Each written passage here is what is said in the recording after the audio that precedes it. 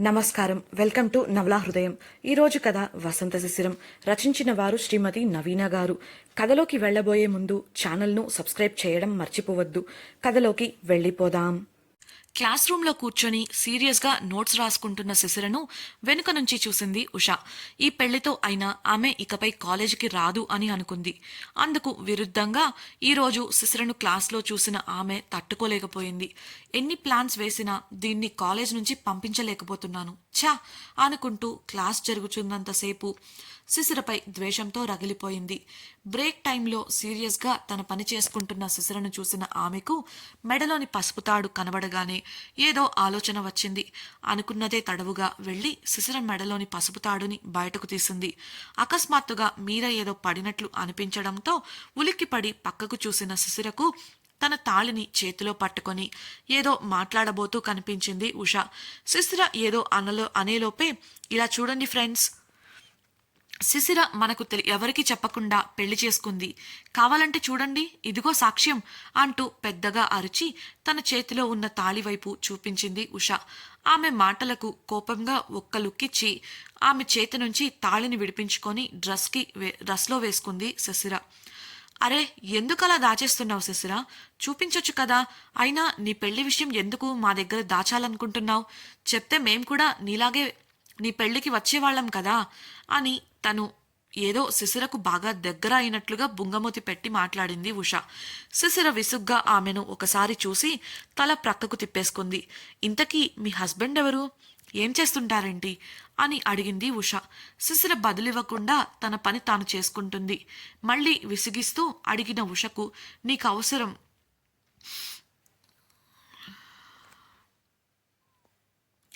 మళ్ళీ విసిగిస్తూ అడిగిన ఉషకు నీకు అనవసరం అని సమాధానం ఇచ్చి తన బ్యాగ్ సర్దుకుంటుంది శిశిర. ఇంతలో ఎవరో వెనుక నుంచి ఫోన్లో పాటను ప్లే చేశారు. నవమన్మధుడా అతి సుందరుడా నువ్వు చూసిన ఆగనుడు, అక్క ఎవరే అతగాడు, ఇట్టే నీ మనసును దోచాడు, శ్రీరాఘవుడా ప్రియమాధవుడా నువ్వు వలచిన ఆ ప్రియుడు, చెల్లి ఎవరే అతగాడు, తుళ్ళే నీ వయసుకు జతగాడు అంటూ ఉష ఫ్రెండ్స్ కూడా కోరస్ పాడుతూ శిశిర చుట్టూ చేరారు. అప్పటికే వాళ్ల ప్రవర్తనకి శిశిర విసిగిపోయింది. క్లాస్లోని మిగతా స్టూడెంట్స్ కూడా ఆమె వైపే చూస్తుండటంతో ఇబ్బందిగా అనిపించి బ్యాగ్ తీసుకొని బయటకు వెళ్ళిపోయింది. ఉష ఇంకా ఆమె ఫ్రెండ్స్ వెళ్లబోతున్న శిశిరకు అడ్డంగా నిలబడి ఆపేశారు. శిశిరకు వెనకే ఉన్న ఉమ అప్పటికే చాలా కోపంతో ఉండటంతో మర్యాదగా అడ్డం లేస్తారా లేదంటే అని అనబోతుండగా కల్పించుకున్న ఉష లేదంటే శిశిర వాళ్ళ ఆయనకు కంప్లైంట్ ఇస్తుందా ఏంటి అని హేళనగా అడిగింది. ఆ ప్రశ్నను విన్న వారంతా గొల్లున నవ్వారు. శిశిర ఉమను మాట్లాడొద్దని సైగ చేసింది. శిశిర మాట్లాడుతూ ఉషా, నా పర్సనల్ విషయాలలో నీకనవసరం, మర్యాదగా అడ్డం లేవండి, మేం వెళ్ళాలి అని సీరియస్గానే సున్నితమైన స్వరంతో చెప్పింది. ఉష రెచ్చిపోతూ ఆహా కుదరదు, నువ్వు మీ హస్బెండ్ ఎవరో చెప్పు, అప్పుడు పంపిస్తాం అంది. శిశిర విసుగ్గా నిట్టూర్చింది. మౌనంగా ఉన్న శిశిరను మళ్లీ కదిలిస్తూ ఏ మీ హస్బెండ్ బ్యాక్గ్రౌండ్ చెప్పుకోవడానికి అంత దరిద్రంగా ఉంటుందా? చెప్పడానికి ఇంతలా ఆలోచిస్తున్నావు అంటూ తన నిజస్వరూపాన్ని నెమ్మదిగా బయటపెట్టింది ఉష. ఉష ఫ్రెండ్ మాట్లాడుతూ అంతే అయ్యుంటుంది ఉష, లేకపోతే ముక్కు ముఖం తెలియని వారి రూమ్కి వెళ్లే ఇలాంటి దాన్ని చేసుకోవడానికి ఉత్తములు దిగొస్తారా ఏంటి అంటూ వంతపాడింది. వారి మాటలు మిగతా స్టూడెంట్స్ యొక్క చూపులకు శిశిర చాలా ఇబ్బందిగా ఫీల్ అయింది. అప్పటికే కోపం ఉన్న ఉమ మాట్లాడబోతుండగా వారించి ఆమెతో సహా అడ్డంగా నిలబడిన వారిని తోసుకుంటూ అక్కడి నుంచి బయటపడింది శిశిర. ఈ సిగ్గు రూమ్కి వెళ్ళడానికి ముందుంటే బావుండేది అని వెళ్ళిపోతున్న శిశిరని చూస్తూ పెద్దగా అరిచింది ఉషా ఫ్రెండ్. వెళుతున్న శిశిర ఉమలకు ఆమె మాటలు వినిపించాయి. ఉమ కోపంగా శిశిరను ఆపి మనమెందుకు ఇలా పారిపోవాలి, ఇంకోసారి నోరు తెరవకుండా దానికి బుద్ధి చెప్తా అంటుంటే శిశిర వదిలేయుమా, దాని సంగతి తెలిసిందేగా, ఇప్పటి వరకు జరిగింది చాలు, ఇప్పుడు దాంతో గొడవ పడితే మళ్ళీ అది మరో కొత్త సమస్య అవుతుంది, ప్లీజ్ నేను చెప్పింది విను అని ఉమకు సర్ది చెప్పింది. విసుగ్గా ఇలా చేసే దానికి బాగా అలసైపోయావు, ఒకసారి గట్టిగా బుద్ధి చెప్తే మరోసారి ఇలా చెయ్యదు, పోవే, నువ్వెప్పుడు ఇంతే అని వడివడిగా అడుగులు వేసుకుంటూ వెళ్ళిపోయింది ఉమ. ఆమె వెంటే లైబ్రరీకి వెళ్ళింది శిశిర. ఇప్పుడు క్లాస్కి వెళ్తే ఎవరో ఒకరు ఏదో ఒకటి అంటారు, అనవసరమైన గొడవలెందుకు అని ఇద్దరూ కలిసి క్లాస్ బంక్ కొట్టి లైబ్రరీకి వెళ్ళిపోయారు. ఎంబీఏ సెకండ్ ఇయర్ క్లాస్లో ఫ్రెండ్స్తో సరదాగా కబుర్లు చెప్పుకుంటూ నవ్వుతున్న ఈశ్వర్ ఫోన్లో మెసేజ్ నోటిఫికేషన్ వచ్చిన సౌండ్ రావడంతో చూశాడు. వచ్చిన మెసేజ్ తెరిచి చూసిన అతని కనుబొమ్మలు ముడిపడటంతో పాటు కోపం, చిరాకు కూడా అతని ముఖంలో చేరాయి. అప్పటి వరకు ప్రశాంతంగా నవ్వుతూ ఉన్న అతని ముఖం ఒక్కసారిగా కోపంతో ఎర్రగా మారిపోవడం గమనించిన అతని ప్రక్కనే ఉన్న స్నేహితుడు, ఏమైందిరా, ఉన్నట్లుండి ఎందుకలా అయ్యావ్ అని అడగగా, ఏం లేదు అంటూ గంభీరంగా చెప్పి క్లాస్ నుంచి బయటకు వెళ్ళిపోయాడు.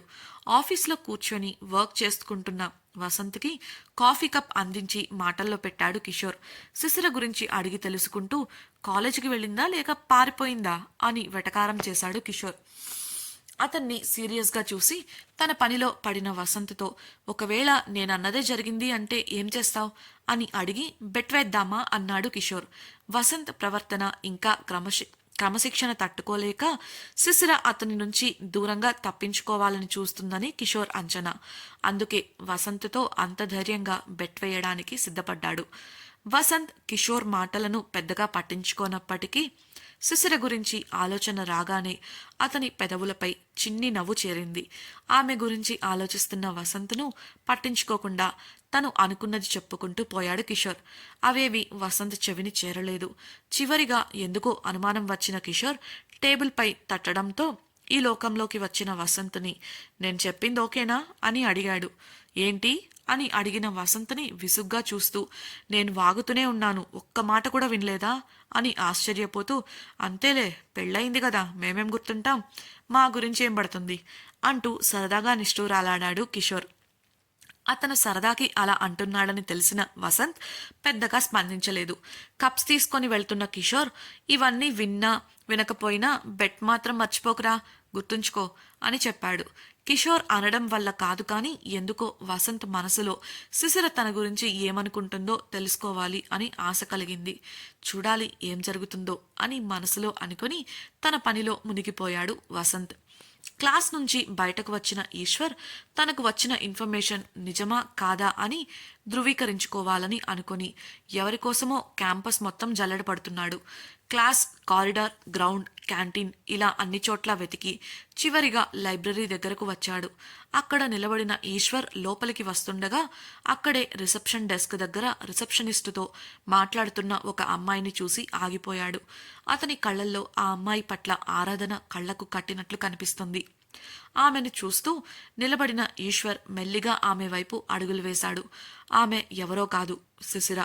ఆమె ముందుకు వెళ్లి నిలబడిన ఈశ్వర్ను చూసిన శిశిర నవ్వుతూ, హాయ్ సీనియర్ అని పలకరించడంతో అతను కూడా నవ్వుతూ, హాయ్, ఏంటి మేడం ఈ మధ్య నల్లపూసైనట్లున్నారు అని అడిగాడు. అందుకు శిశిర అదేం లేదు అని చెప్పి రిసెప్షనిస్టు నుంచి తనకు కావలసిన బుక్స్ని తీసుకుంది. అప్పుడే ఆమె మెడలోని పసుపు తాడును చూసిన ఈశ్వర్ ఆశ్చర్యపోతూ ఆమెను చూశాడు.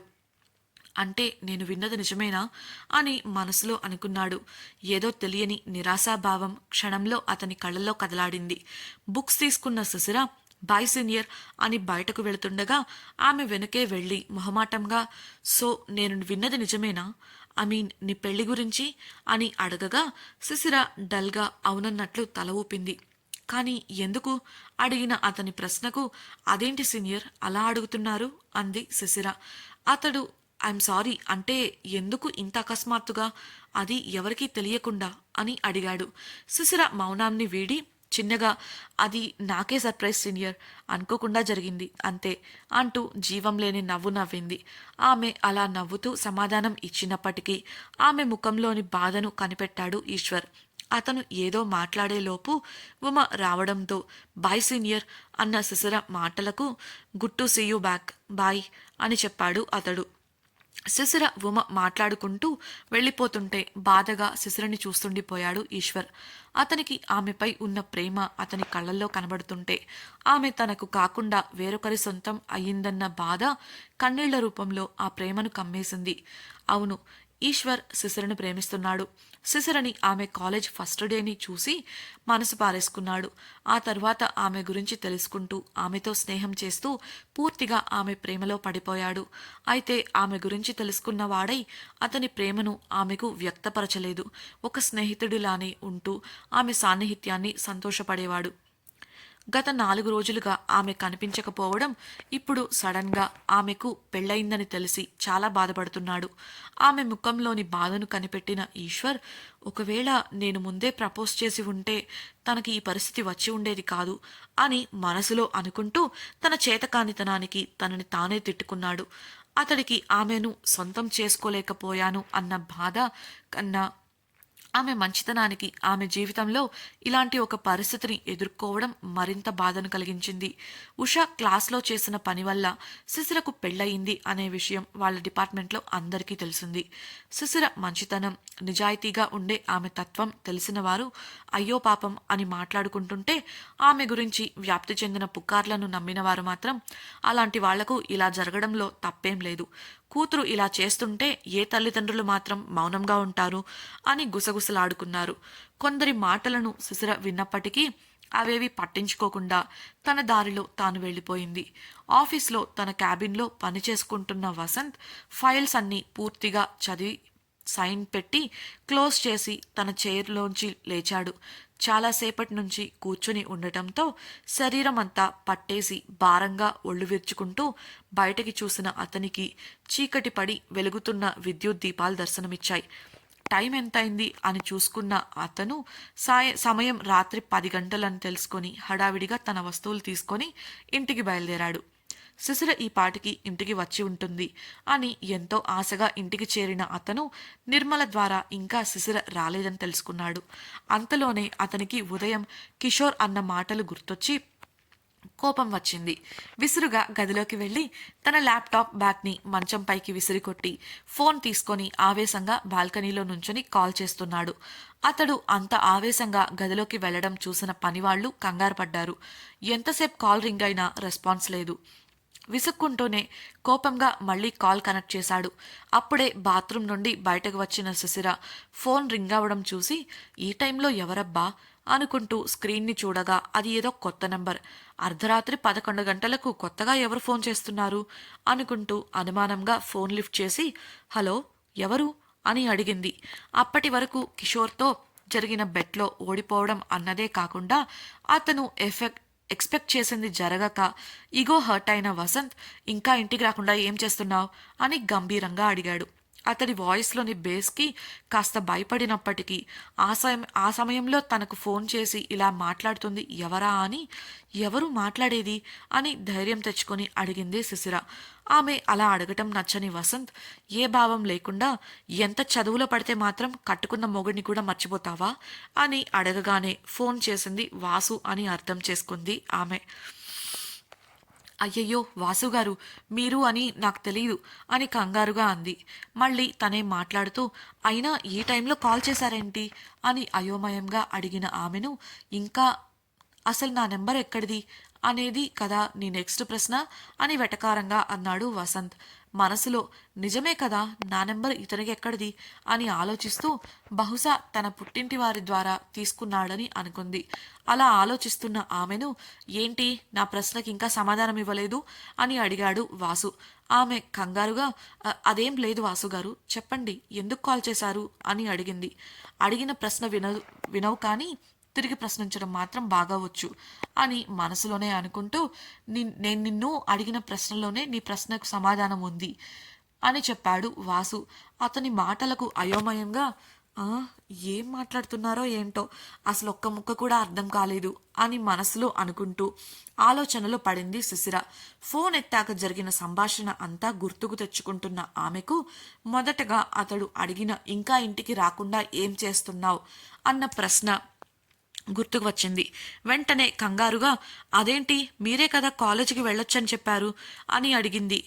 వాసు కాలేజీకి వెళ్ళమన్నాను కానీ ఇంటికి రావద్దని చెప్పలేదే, అసలు నాకు చెప్పకుండా అలా ఎలా చేశావు అని కసురుకున్నట్లు అడగడంతో బెరకుగా అదేంటి మీరేగా నా లైఫ్లో ఏం మారలేదు, ఇంతకు ముందులానే నచ్చినట్లు ఉండొచ్చు అన్నారు, అందుకు ఇంతకు ముందులానే ఇక్కడే ఉండాలని అని శిశిర చెప్తుండగా నీకు నచ్చినట్లు ఉండమంటే ఇలా ఇంట్లోంచి పారిపోతావా అని పదునైన స్వరంలో వాసు అడగడంతో షాక్ అయింది శిశిర. ఆ మాటలకు ఆమె కంగారు ఇంకా ఎక్కువైంది. తడబడుతూ లేదు నేనేం పారిపోలేదు, మీరలా అన్నారని రూమ్కి వచ్చాను అని పూర్తి చేసే లోపే రేపు ఈవినింగ్ కాలేజ్ అయిపోగానే కారు వస్తుంది, ఇంటికి రా అని గంభీరంగా వచ్చిన అతని స్వరానికి డల్గా ఫేస్ పెట్టి సరే అని చెప్పింది శిశిర. ఆమె స్వరంలోని మార్పును గమనించాడు వసంత్. ఇలానే ఉంటే ఏడుస్తుందని అర్థమై ఇప్పుడు నేనేమన్నానని అలా డీలా పడుతున్నావు అని చిన్నగా అడిగాడు. ఆమె నుంచి సమాధానం రాలేదు. నిన్ను చదువు మానేయమని చెప్పలేదు కదా, నాతో పాటు ఇంట్లోనే ఉండి చదువుకోమన్నాను అంతే కదా, ఎందుకంత డల్ అవుతున్నావు అని అనగా అప్పటికే అతడు అంతకు ముందు మాట్లాడిన మాటలకు తనను చదువు వదిలేసి రమ్మంటున్నాడని అర్థం చేసుకొని గంగా యమునలను కళ్ళలోంచి కురిపించడానికి సిద్ధపడిన శిశిర తన భావోద్వేగాన్ని నియంత్రించుకోవడానికి ప్రయత్నించింది. ఆమె నుంచి ఎటువంటి సమాధానం రాకపోయేసరికి ఆమె బాధపడుతుందని అర్థం చేసుకున్న వసంత్, అబ్బా ఆ ఏడుపు ముఖం పెట్టకే బాబు, అస్సలు బాగోదు, ఇంతకీ తిన్నావా అని ఆమె దృష్టిని మార్చడానికి అడగగా ఆమె మళ్ళీ సమాధానం ఇవ్వకపోతే ఏమంటాడో ఏమో అన్న భయంతో అని సమాధానమిచ్చింది. ఇప్పినా మ్యాగీనా అని వెటకారంగా అడిగిన అతడి ప్రశ్నలోని ఆంతర్యాన్ని అర్థం చేసుకున్నట్లుగా ఉడికిపోతూ నాకు వంట చేయడం వచ్చు అని సమాధానం ఇచ్చింది శిశిర. ఆమె స్పందనకి చిన్నగా నవ్వుకొని ఆ విషయం నాకు కూడా తెలుసులే కానీ జాగ్రత్త, గుడ్ నైట్ అని సున్నితంగా చెప్పి ఫోన్ పెట్టేశాడు వసంత్. ఆమె మాత్రం వెటకారంగా అన్న అతని మాటలకు విసుక్కొని ఫోన్ని బెడ్ పైకి విసిరేసింది. ఆమె అలా ప్రవర్తించడం వింతగా చూసిన ఉమా ఏమైందే అని అడగగా జరిగినదంతా చెప్పుకొచ్చింది శిశిర. సంతోషించు, మంచోడు కాబట్టి ఇంటి నుంచి కాలేజీకి వెళ్ళు అన్నాడు. ఇదే వేరే ఎవరైనా అయితే ఈ పాటికి మానేసి ఇప్పుడే సర్దుకొని ఇంటికి రా అనేవారు అన్న మాటలకు ఉక్రోషంగా ఆమె పైకి పిల్లో విసిరి దుప్పటి కప్పేసుకుంది శిశిర. ఉమ చిన్నగా నవ్వుకొని తాను కూడా పడుకుంది. శిశిర తన మనసులో ఉన్న ఉద్వేగాన్ని ఎవరి ముందు చూపించలేక ఇలా తన గురించి పూర్తిగా తెలిసిన తన స్నేహితురాలి ముందు బయట పెడుతుంది. అందుకే ఉమ కూడా శిశిర గురించి తెలిసిన అమ్మాయి కావడంతో ఆమె అలా స్పందించినా పెద్దగా పట్టించుకోదు. తర్వాతి రోజు కాలేజీకి వెళ్లిన శిశిర డల్గా ఉండటం గమనించి ఉమ ఏంటని అడగగా తనకు డైలీ ఉదయం 2 గంటలు సాయంత్రం 2 గంటలు ప్రయాణం చేసి కాలేజీకి రావడం ఇష్టం లేదని, చాలా అలసిపోతానని చెప్తుంది. మీ హస్బెండ్తో మాట్లాడి చూడు అని ఉమ ఇచ్చిన సలహాకి అతనేమన్నా చిన్నపిల్లాడా తెలియకుండా ఉండటానికి అని చెప్పి దాటవేసింది. సాయంత్రం కాలేజ్ అయిపోయాక క్లాస్లో పుస్తకాలు సర్దుకుంటున్న శిశిరను చూస్తూ ఈవిల్ స్మైల్ ఇచ్చిన ఉష, సర్దుకో, ఇక ఇదే నీ కెరియర్కి కలలకి ఆఖరి రోజు, నేనిప్పుడు నీకు ఇవ్వబోయే గిఫ్ట్ నువ్వు జీవితాంతం మర్చిపోలేవు అని మనసులో అనుకుంటూ పొంగిపోయింది. ఉమతో పాటు క్లాస్ నుండి బయటకు నడిచిన శిశిర మెయిన్ గేట్ దగ్గర పడటంతో కార్ వచ్చిందేమో అని దూరం నుండి గమనించసాగింది. అలా గేట్ దగ్గరకు వెళ్లిన ఆమె చుట్టూ చూస్తుండగా ఎవరో అకస్మాత్తుగా ఆమె చేయి పట్టుకొని లాక్కెళ్లడం మొదలుపెట్టారు. విడిపించుకోవాలని ప్రయత్నించినా కూడా ఆమె వల్ల కాలేదు. వాళ్ళు ఎవరో కూడా అర్థం కాలేదు శిశిర ఉమలకు. శిశిరకు సాయంగా ఉమ వెళ్లగా ఆమెను ప్రక్కకు తోశాడు ఆ వ్యక్తి. బలవంతంగా శిశిర చేతులను పట్టుకొని నలిపేస్తూ ఆమెను క్రూరంగా అక్కడికి కొద్ది దూరంలో ఉన్న తమ జీప్ వైపుగా వెళ్తున్నాడు. అతని పట్టు నుంచి విడిపించుకోవాలని శిశిర గింజుకుంటూ ఉంది. శిశిరను లాక్కెళ్తున్న ఆ వ్యక్తి ఎవరు? ఉష వేసిన ప్లాన్ ఏంటి? ఇప్పుడు శిశిర పరిస్థితి ఏంటి? ఉష ప్లాన్ నుండి శిశిర తప్పించుకోగలదా? తెలుసుకోవాలనుందా? అయితే తప్పకుండా మన ఛానల్ను సబ్స్క్రైబ్ చేసి వసంత శిశిరం రాబోయే ఎపిసోడ్స్ని వినేయండి. మీకు ఈ వీడియో కనుక నచ్చినట్లయితే లైక్ చేసి షేర్ చేయండి. మీ అభిప్రాయాలను మాతో పంచుకోవడం కోసం కామెంట్ సెక్షన్లో తెలియజేయగలరు. ఇట్లు మీ నవలా హృదయం team. Thank you for listening.